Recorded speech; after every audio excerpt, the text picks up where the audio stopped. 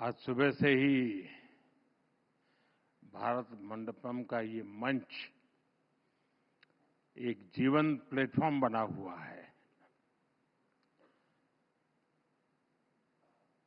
अभी मेरा आपकी टीम से मिलने का मुझे मौका मिला कुछ मिनट के लिए। ये समिट बहुत विविधता से भरी रही है। अनेक महानुभावों ने इस समिट में रंग भरे हैं। मुझे विश्वास है आप सभी का भी अनुभव बहुत ही अच्छा रहा होगा। इस समिट में बहुत बड़ी संख्या में युवाओं और महिलाओं की उपस्थिति ये अपने आप में शायद उसका यूनिकनेस बन गया है। खासतौर पे हमारी ड्रोन दीदियों ने, लखपति दीदियों ने जो अपने अनुभव साझा किए, जब मैं इन सब एंकर से मिला अभी, मैं देख रहा था इतने उमंग से वो अपना अनुभव बता रही थी। उनके एक एक डायलॉग उनको याद थे।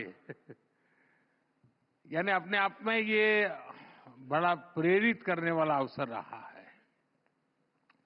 साथियों, ये उस बदलते भारत का प्रतिबिंब है जो हर क्षेत्र में अपनी आवाज बुलंद कर रहा है।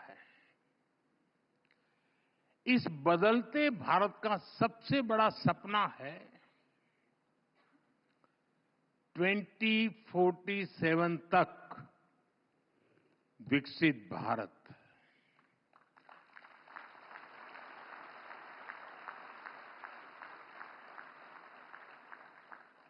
देश के पास सामर्थ्य है, देश के पास संसाधन है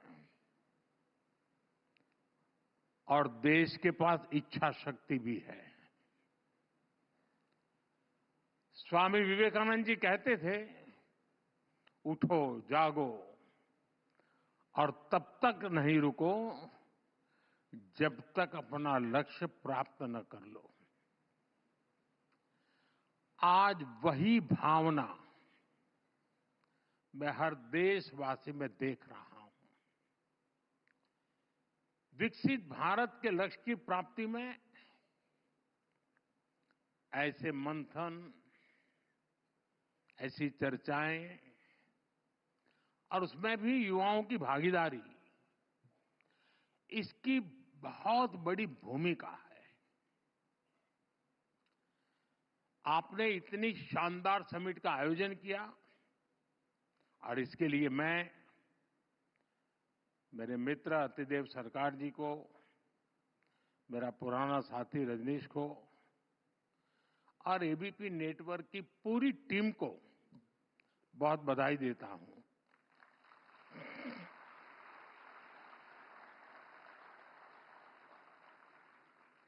साथियों, आज भारत के लिए एक ऐतिहासिक दिन है। कुछ देर पहले, मैं यहां आने से पूर्व ही मेरी ब्रिटेन के प्रधानमंत्री जी से बात हुई है और मुझे ये बताते हुए खुशी है कि India UK free trade agreement अब फाइनल हो चुका है।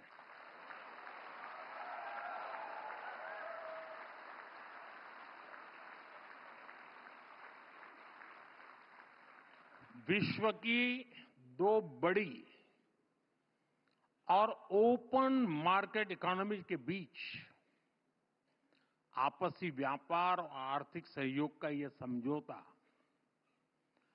दोनों देशों के विकास में नया अध्याय जोड़ेगा।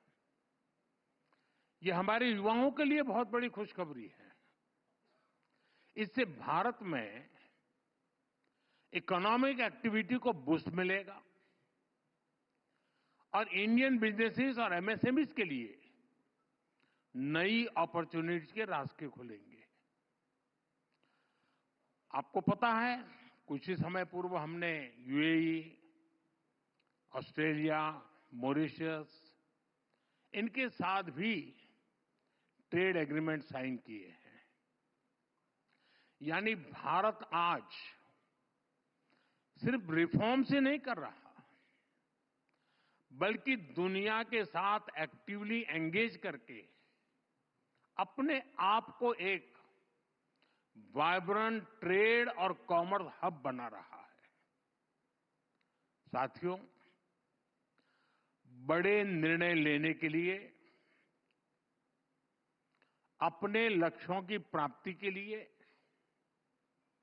जरूरी है कि देश का हित सर्वोपरि रखा जाए।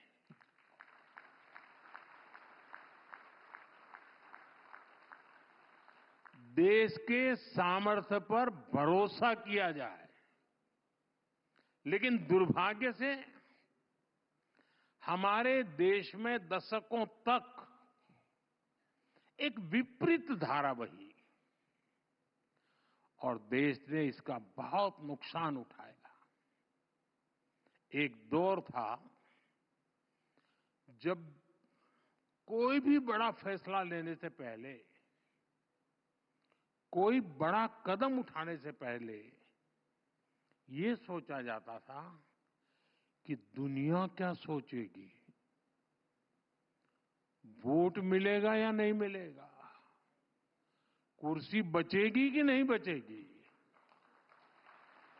कहीं वोट बैंक छिटकेगा तो नहीं। भांति भांति के स्वार्थों के कारण बड़े फैसले, बड़े रिफॉर्म्स टलते ही जा रहे थे। साथियों, कोई भी देश ऐसे आगे नहीं बढ़ सकता है। देश तो तब आगे बढ़ता है जब फैसलों की एकमात्र कसौटी हो नेशन फर्स्ट, राष्ट्र प्रथम। बीते एक दशक में भारत इसी नीति को लेकर चला है और आज हम इसके परिणाम भी देख रहे हैं। साथियों, पिछले 10-11 साल में हमारी सरकार ने एक के बाद एक ऐसे निर्णय लिए हैं जो दशकों से लटके, अटके और भटके हुए थे, जो राजनीतिक इच्छा शक्ति के अभाव में डिब्बों में बंद हो गए थे।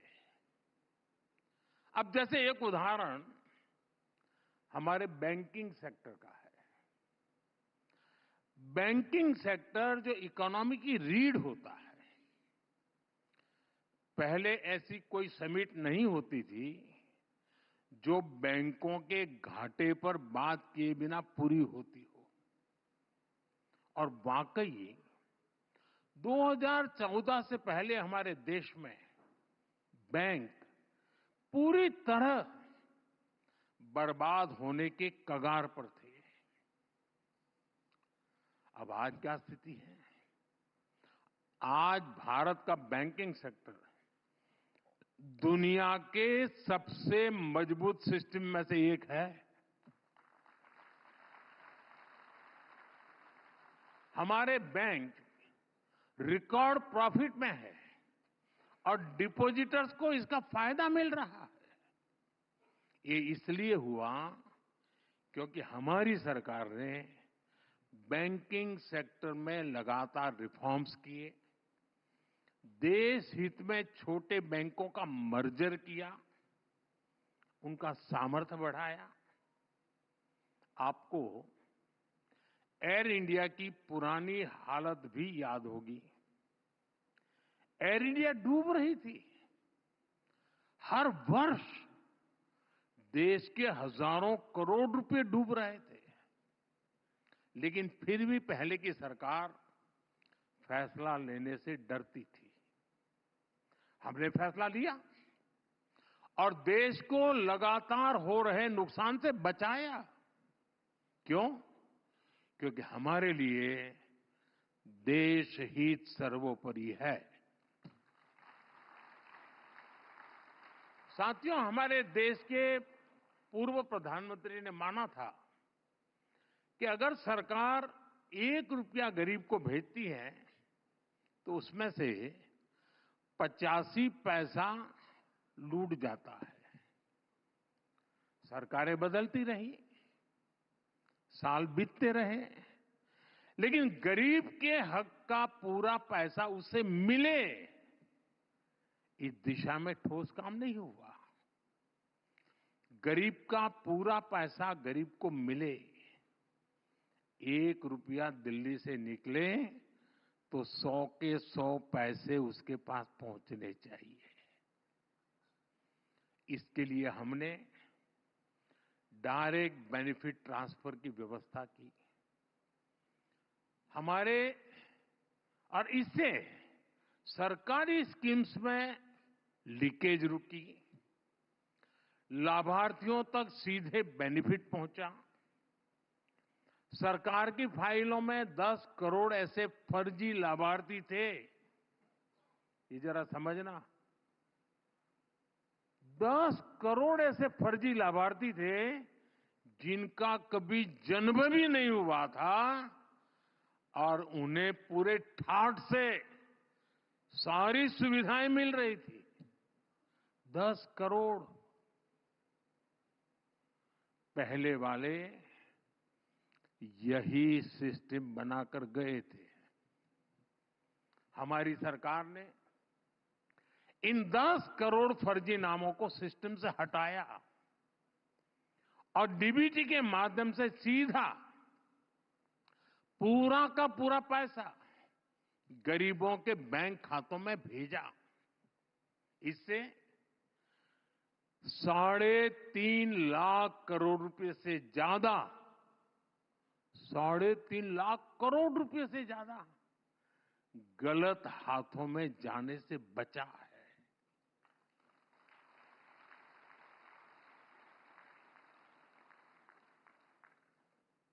मतलब ये आपका पैसा बचाया है। पैसा आपका बचा, गाली मोदी ने खाई।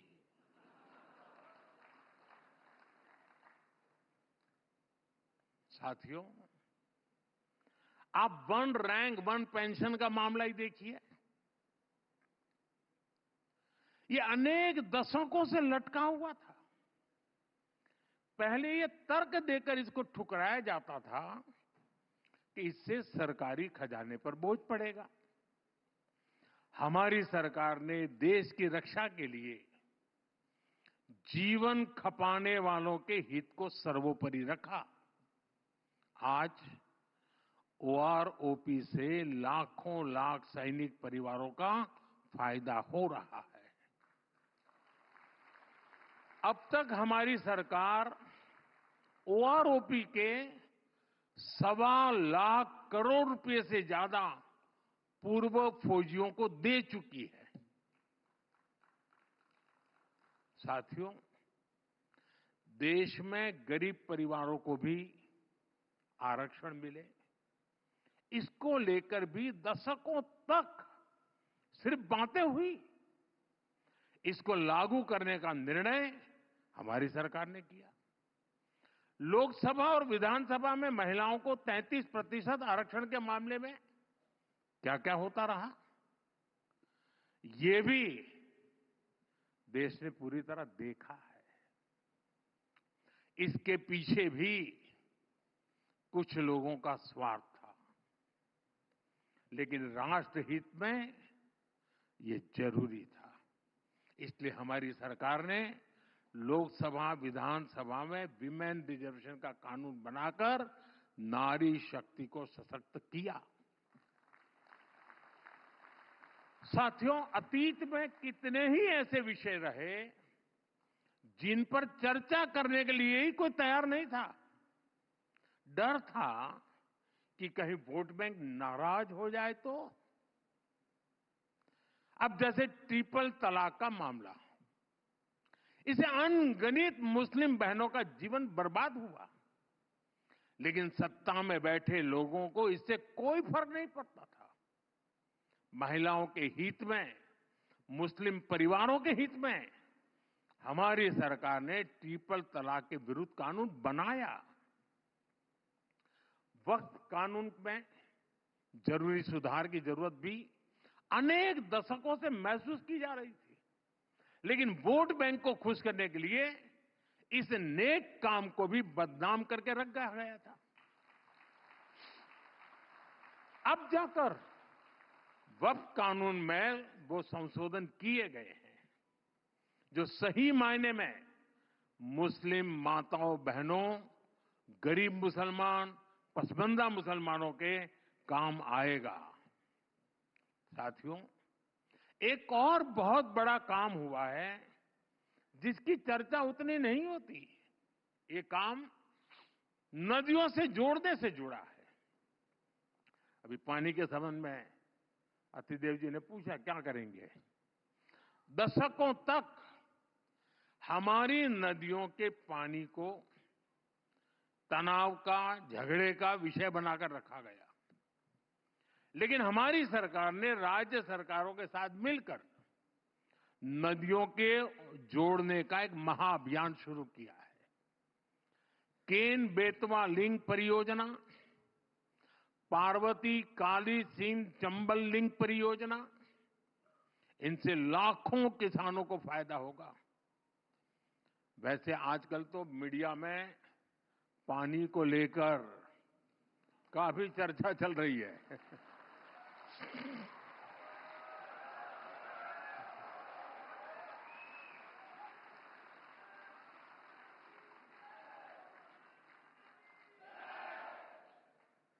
आप बहुत जल्दी समझ जाते हैं।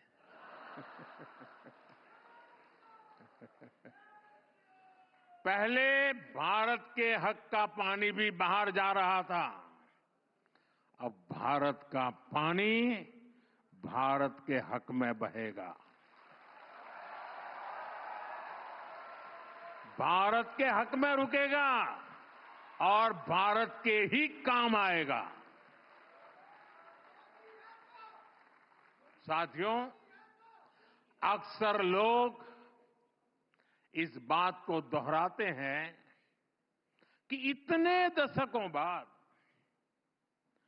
संसद की नई इमारत का निर्माण हुआ, लेकिन एक बात पर चर्चा नहीं होती कि दशकों के इंतजार के बाद हमारी सरकार ने ही यहां दिल्ली में डॉक्टर बाबा साहब आंबेडकर नेशनल मेमोरियल भी बनाया।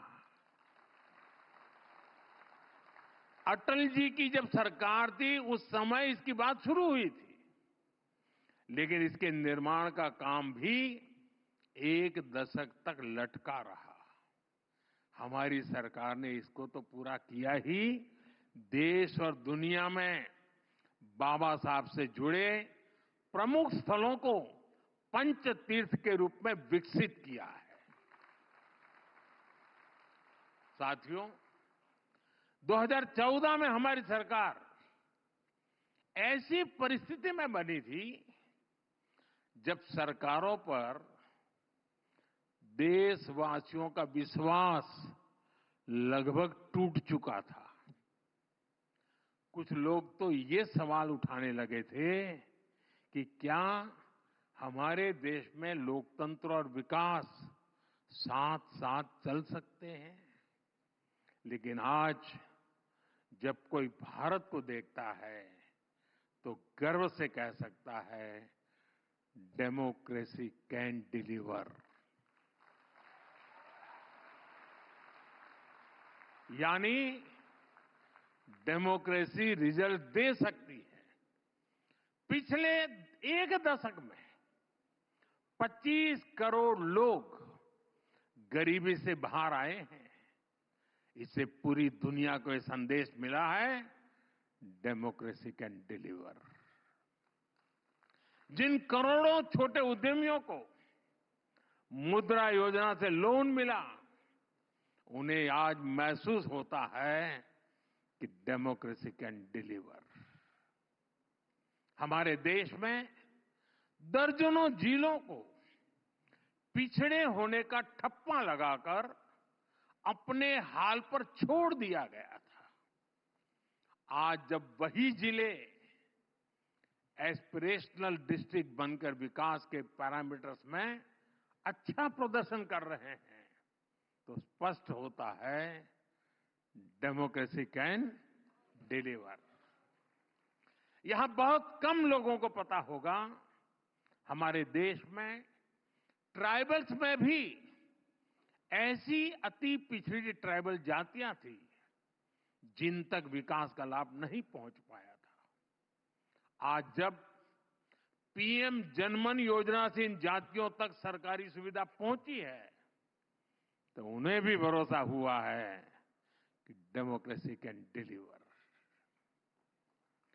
देश का विकास, देश के संसाधन आखिरी व्यक्ति तक बिना किसी भेदभाव पहुंचे, लोकतंत्र का असली अर्थ, असली उद्देश्य यही है और हमारी सरकार यही कर रही है।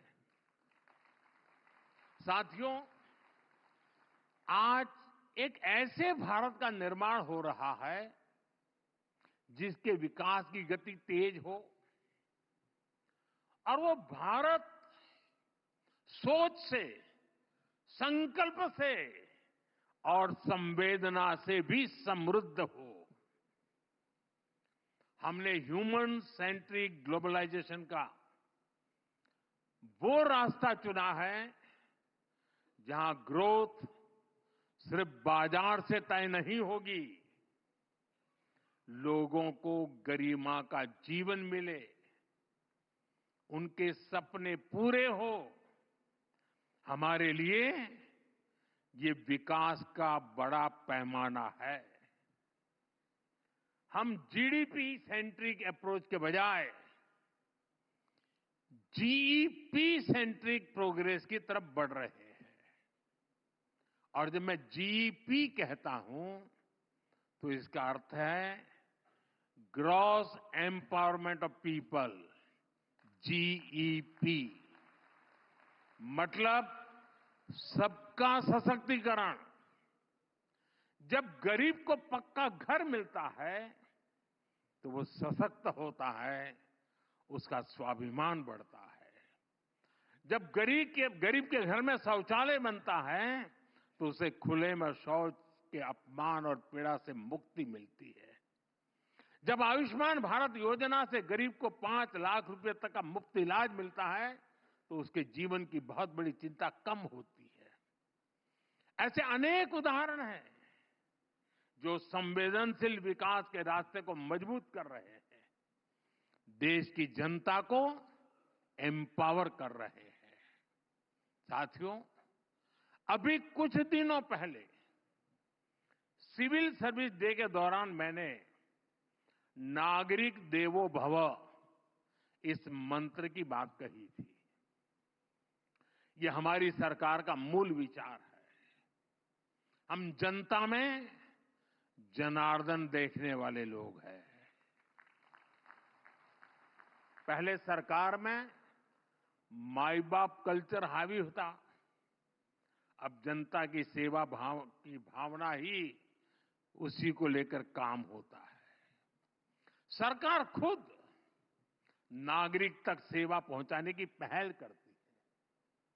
यहां बहुत से नौजवान साथी हैं। आजकल तो आप हर फॉर्म ऑनलाइन भरते हैं।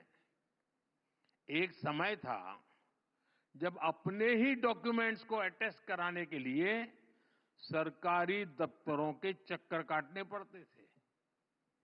अब आप वही सारे काम सेल्फ अटेस्ट करके भी कर सकते हैं। साथियों, ऐसी ही पुरानी व्यवस्था सीनियर सिटीजन्स के लिए थी। बुजुर्ग लोगों को हर साल खुद के जीवित होने का प्रमाण देने के लिए अपने पुराने ऑफिस जाना पड़ता था और जाके कहना पड़ता मैं जिंदा हूं, या फिर बैंक में जाकर बताना पड़ता था कि मैं जीवित हूं, मुझे पैसे मिलने चाहिए। हमने इसका समाधान निकाला। अब सीनियर सिटीजन कहीं से भी डिजिटली अपना जीवन प्रमाण पत्र दे सकते हैं। बिजली कनेक्शन लेना हो, पानी का नल लगवाना हो, बिल जमा करना हो, गैस बुक करानी हो और यहां तक कि गैस सिलेंडर की डिलीवरी लेनी हो, उसके लिए भी बार बार कहना पड़ता था। कई लोग छुट्टी लेकर ये सारा काम, नौकरी में तो एक दिन छुट्टी रखनी पड़ती है अपने इन कामों के लिए। अब देश में व्यवस्था बदली है, ऐसे ढेर सारे काम अब ऑनलाइन हो जाते हैं।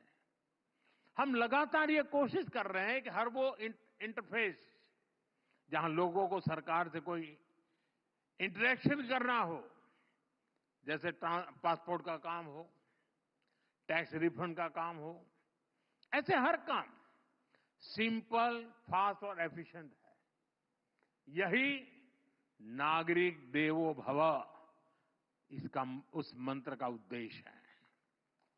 और इसी भाव पर चलते हुए हम 2047 के विकसित भारत की नींव को मजबूत कर रहे हैं। साथियों, भारत आज अपनी परंपरा और प्रगति को एक साथ लेकर चल रहा है। विकास भी, विरासत भी, ये हमारा मंत्र है।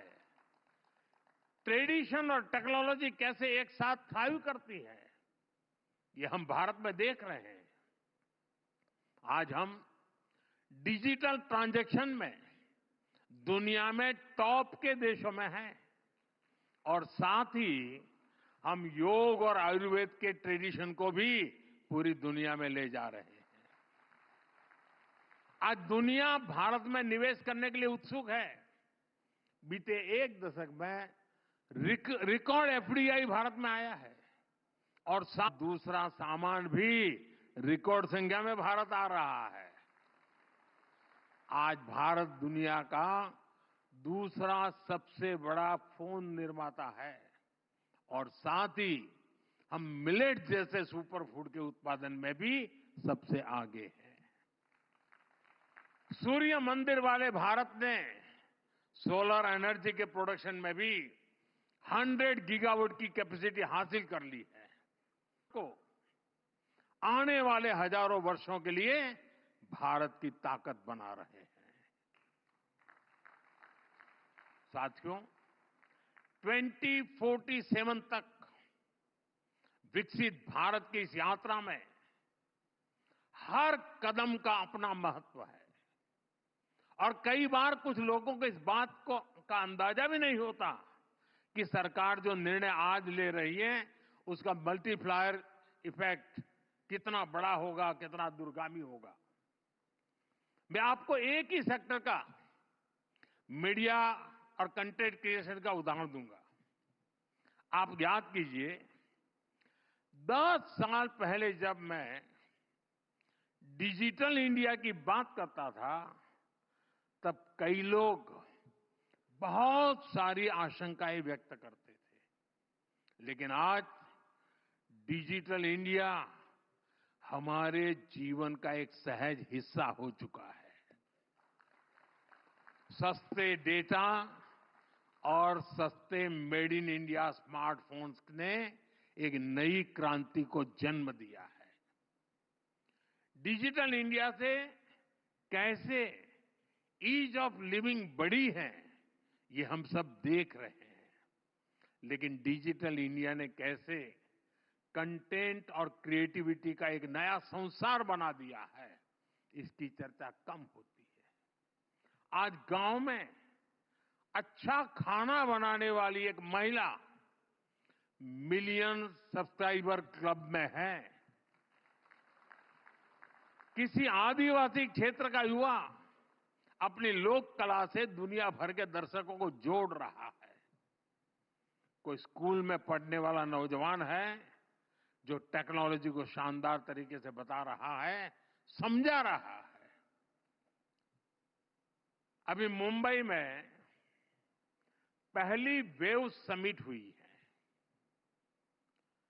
इसमें दुनिया भर के मीडिया, एंटरटेनमेंट और क्रिएटिव इंडस्ट्री से जुड़े हुए लोग शामिल हुए।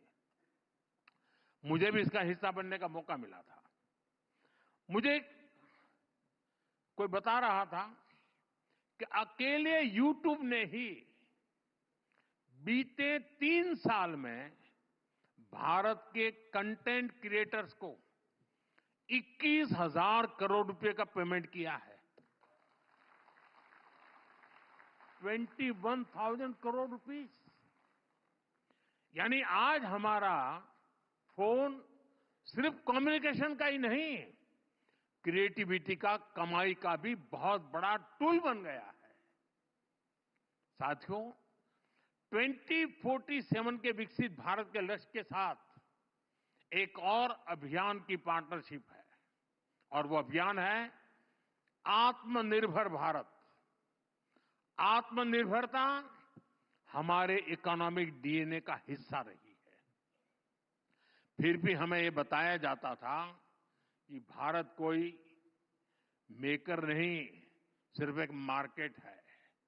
लेकिन अब भारत पर लगाया गया ये टैग हट रहा है। आज भारत दुनिया का एक बड़ा डिफेंस मैन्युफैक्चरर और एक्सपोर्टर बन रहा है। भारत के डिफेंस प्रोडक्ट्स 100 से ज्यादा देशों में एक्सपोर्ट हो रहे हैं। हमारे डिफेंस एक्सपोर्ट की फिगर भी लगातार बढ़ रही है। देश के पास आईएनएस विक्रांत, आईएनएस सूरत, आईएनएस नीलगिरी जैसी अनेक स्वदेशी युद्धपोत है। इन्हें भारत ने अपने सामर्थ्य से बनाया है। आज भारत अनेक ऐसे सेक्टर्स में भी शानदार काम कर रहा है जो पहले हमारी ताकत नहीं रहे। जैसे इलेक्ट्रॉनिक सेक्टर है। बीते वर्षों में भारत एक बड़ा इलेक्ट्रॉनिक्स एक्सपोर्टर बनकर उभरा है।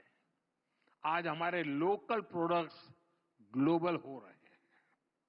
हाल में ही एक्सपोर्ट से जुड़े आंकड़े आए हैं। भारत का एक्सपोर्ट बीते वर्ष करीब $825 बिलियन के रिकॉर्ड स्तर पर पहुंच गया है। $825 बिलियन। यानी सिर्फ एक दशक में भारत ने अपना एक्सपोर्ट करीब करीब 2 गुना किया है। इसे और गति देने के लिए, नई ऊंचाई पर पहुंचाने के लिए इस साल के बजट में हमने मिशन मैन्युफैक्चरिंग का भी ऐलान किया है।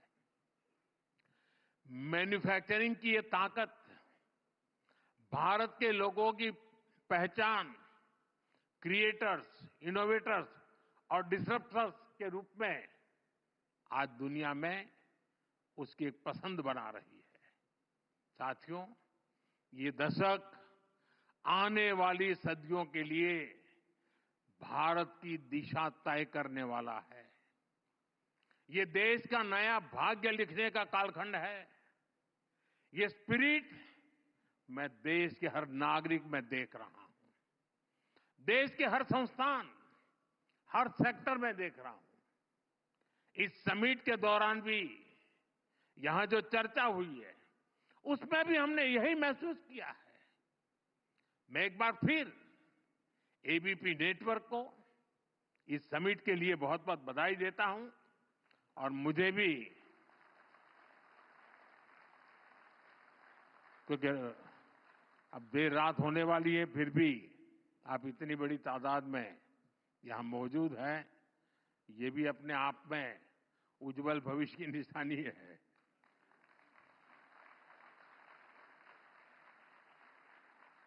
और मैं खास तौर पे कहना चाहूंगा, आपने ये जो प्रयोग किया है, और मैं आपका गेस्ट लिस्ट देख रहा था, सारे नौजवान प्रयोगशील लोग हैं। इनके पास नए विचार है, नया साहस है। देश ने जिसने भी सुना होगा उनको, उनका आत्मविश्वास पैदा हुआ होगा, अच्छा हमारे देश में ये ताकत पड़ी है। तो आपने एक बहुत बड़ा काम किया है, अच्छा काम किया है और इसके लिए आप अभिनंदन के अधिकारी हैं। बहुत बहुत धन्यवाद। नमस्कार।